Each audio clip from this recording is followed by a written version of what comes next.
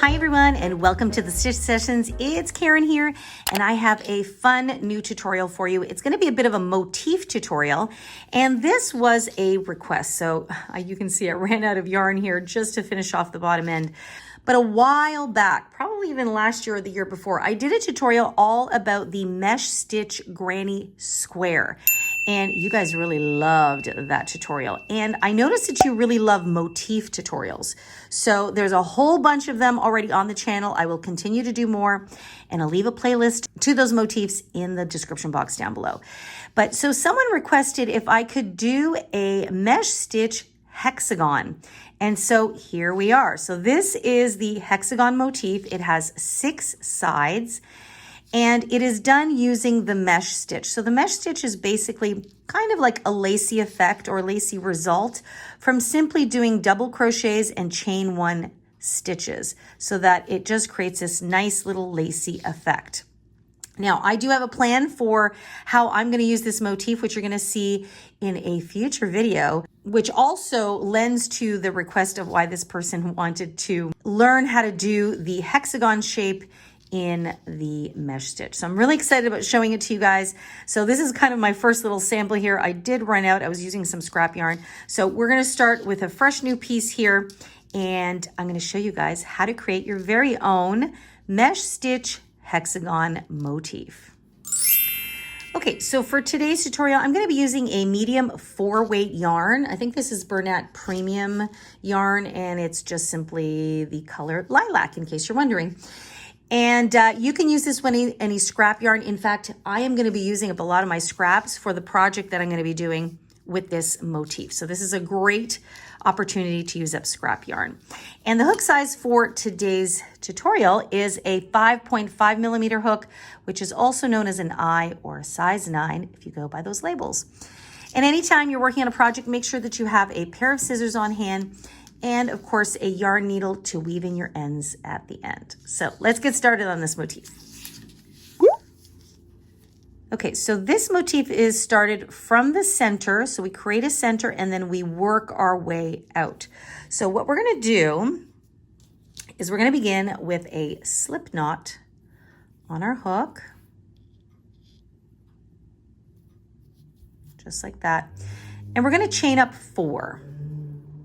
So we have 1, 2, 3, and 4. Then what we'll do is we'll find the very first chain and we're going to slip stitch, we're going to slip stitch into that chain to create a ring. And many of you who are regulars here know that I generally will start my motif with cinch circles because I like that look. However, because the mesh stitch is such a lacy, airy stitch, I actually do use the chain 4 ring method because it fits perfectly with the motif. So that's what we're going to go with today. So you've got a ring now.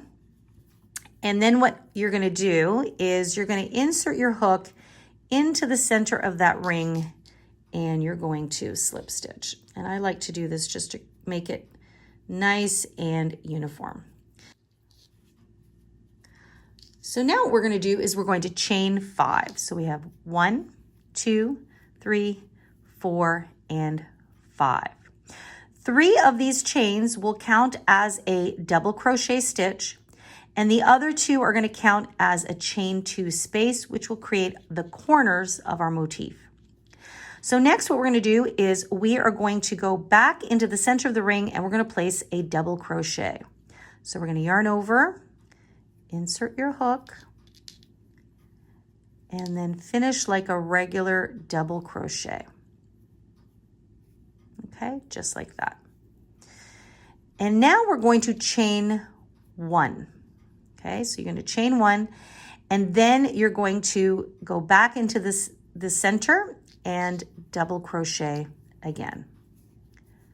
So what we've essentially created here, I know it doesn't look like anything much, but this is a chain 2 corner because 3 of these chains counts as double crochet, and this is a chain 1 space.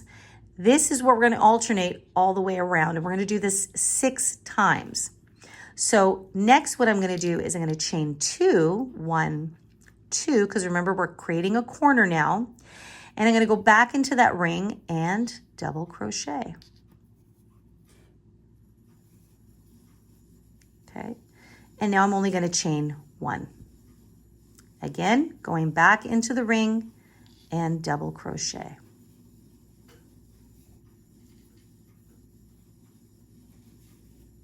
Okay, so now you can see the corner is much more prominent there. So we've just done a chain 1, so we've got another corner, 1 and 2. We go back into that ring and double crochet. That's the next corner. And you may want to push these stitches along here so you can fit more. And now we chain 1 and double crochet. So we're alternating between chain 2s and chain 1s. Okay, and you're going to keep doing that until you have 6 chain 2 spaces. So my next corner, and then double crochet, chain 1, and double crochet. So let's see, how many corners do I have for? So you can see the corners are taking shape. So I have 1, 2, 3, 4. So this is going to be the next corner. This is going to be the 5th corner. So I'm going to have to move these stitches down and double crochet. Then chain 1. Go back into the ring. And now I need a 6th corner. So remember, a hexagon has 6 sides. So don't worry if it looks like it's kind of bunching up a little bit. So we've got this one here. It's wonky. We started that corner. So it's 1, 2, 3, 4, 5. And this one is the 6th corner. So I'm just going to move these stitches around a little bit. I'm going to chain 2. 1, 2. I'm going to go back into the ring. And that is my last corner. And now I need to bridge this gap with a chain 1. And here I'm going to find the top of that 3rd chain, 1, 2, and 3. And I'm going to slip stitch to join. Okay. And so our round number 1, or what I like to call the base round, is complete. So I'm just going to set this down here so you guys can have a closer look. Okay, so you can see that there are 6 sides, or 6 sides and 6 corners. You can see that right there. So that's 1, 2, 3, 4, 5, and 6. Okay, and then of course we have 6 sides. We have 1, 2, 3, 4, 5, and 6. So this is officially now a hexagon shape. And from here, we're going to build it out with continuous rounds. So let's go on to round number 2. Okay, so for round number 2, we're going to just slip stitch into this corner space here. I always like to begin my motifs in a corner for a much more seamless look. So once you're in the corner, you're going to create another corner. So what we're going to do is we're going to chain 5 again. 1, 2, and 3. These 3 will count as a double crochet. And then we have another chain 2 for our corner. And then we're going to go back into the same space and double crochet. So from here on out, anytime you come to a corner, you will always double crochet, chain 2, double crochet. Okay. Now this may alternate, the chain 2 might alternate to a chain 3, and I'll talk about that in a little bit, depending on how you're finding your corners are sitting. But for the most part, I always like to do a chain 2 in my corners. Next, I have a chain 1 space. So we're not working in a corner, we're working along a side. So from here on out, what we're going to do, every time we come out of a corner, we're going to chain 1, and then into the next space, which is right here, we're just going to place a double crochet. And that is a mesh stitch right there. So chain 1 space creates the mesh stitch. Then we chain 1, and the next space is a corner. So we know in our corners, we're going to place double crochet, chain 2, double crochet. So that is what we shall do. Double crochet, chain 1, 2, and then double crochet back into the same corner. Okay.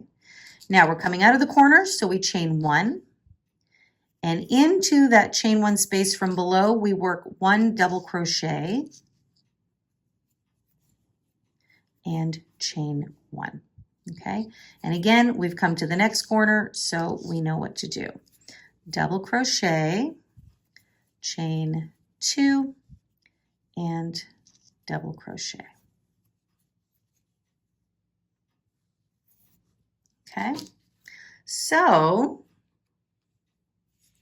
this is now what you're going to repeat all the way around. So you can see how the corners are now really starting to take shape. So you've got a corner.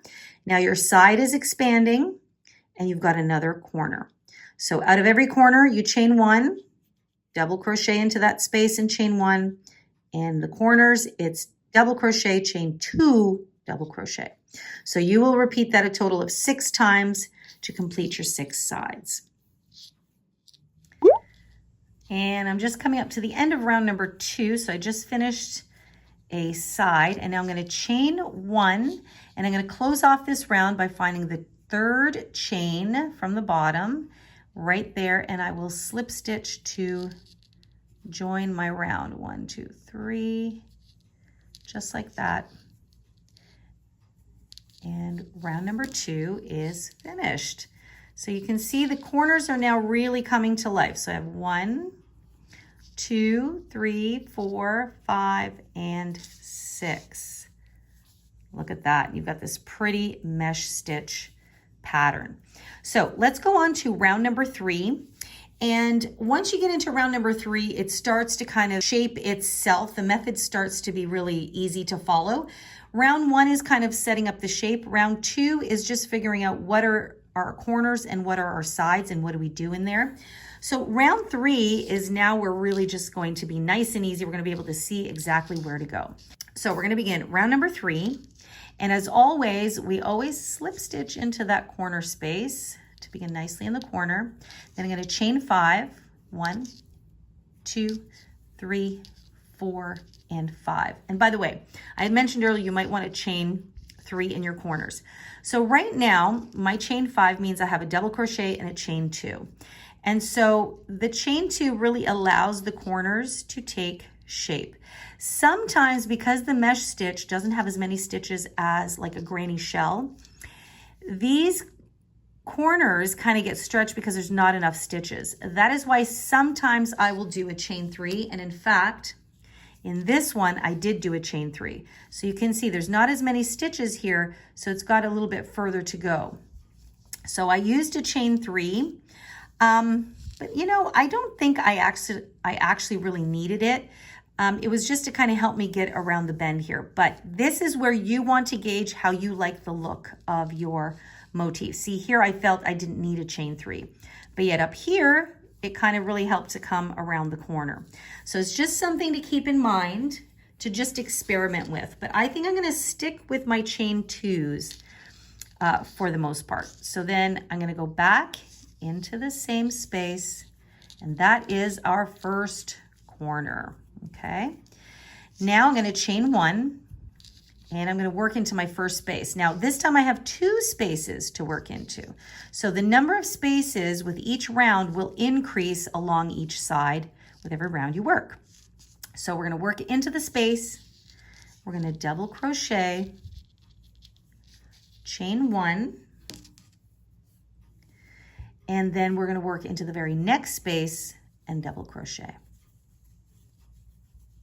Okay, chain 1, and now into the corner space, we know what to do. We're going to do a double crochet, chain 2, and double crochet back into that same corner. Okay, so now you can see our side is getting longer. And then we've got our corner space. So we'll do that again. Coming out of the corner, chain 1, work into the next chain 1 space and double crochet, chain 1, go to the next chain 1 space and double crochet, chain 1, and now into the chain 2, we do our corner. So it gets really nice and easy to figure out what we're going to do. So we have that double crochet, chain 2, and double crochet. So now it's so easy because the corners show you where to go. So you know in the corner you place a corner, and now you see how we have 3 chain 1 spaces. So it's really easy to see. So you just chain 1, double crochet, chain 1, double crochet into the spaces. And that's all you're gonna do. So I'm gonna go ahead and finish round number 3. And then I'm gonna do a few more rounds so you can see the full effect. But I'm gonna show you at the end of round number 3 what it looks like. And then I'm gonna do a few more rounds. Okay, so I finished round number 3. And so now you can see each side has 3 chain 1 spaces. Round number 2, it had 2 chain spaces. And round number 1 just had this 1 chain space. So that's kind of a good way to gauge, like with every round, it will equal the number of chain spaces. So at the end of round 4, I'll have 4 chain spaces between each corner, okay? So now you can really see where this hexagon shape is going. It looks so, so good. So in this one, I was just about completing 5 rounds, and you can see that's just about the size of my hand. So just to give you an idea, what you may, if you're doing this for a blanket, for example, and you want to kind of gauge the size of your motif. Some people like doing really large hexagons. Some people might like to do smaller hexagons and just do a lot of them. So what I'm going to do is I'm just going to do 2 more rounds to show you kind of what it'll look like in a slightly larger size.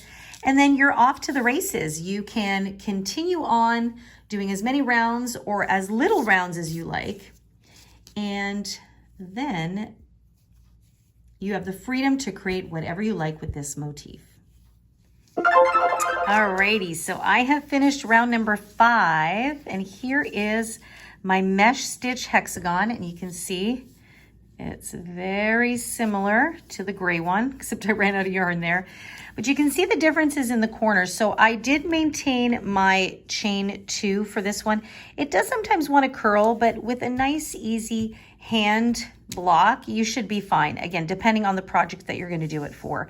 This one has chain 3s here in the corner. So you can see it's almost a little bit, 1 chain too many, I find. But if you're worried about it curling, then the extra chain would help you. So this is the mesh stitch hexagon. So I hope you guys found this easier than you thought it might be. And so Debbie, if you're out there watching, I hope this helps to solve the question of how to do the mesh stitch in the hexagon. And I look forward to seeing how your project turns out.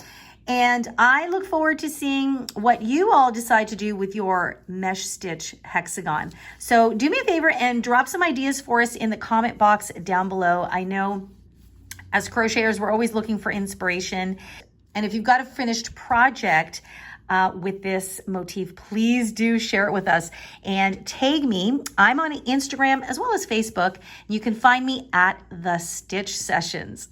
Now, if you have any further questions about this motif, you can also leave that for me in the comment box down below, as well as emailing me directly. I know a lot of you do like to email me directly. And you can do so at info@crochetcrafty.com. And make sure to attach a photo of your work if you can. And that way I can have a closer look at what's going on and better answer your question. And of course, make sure to check out the website, crochetcrafty.com. There's a lot of great resource tools there for you, sizing charts, things like that. They're absolutely free downloads, and you'll also find a whole bunch of free written patterns as well as a link to the Stitch Sessions Etsy shop. So make sure to check that out. So guys, that's it for me today. I hope you enjoy working on this motif. I wish you happy crocheting. Take really good care of yourselves, and I'll see you guys in next week's session. Bye-bye.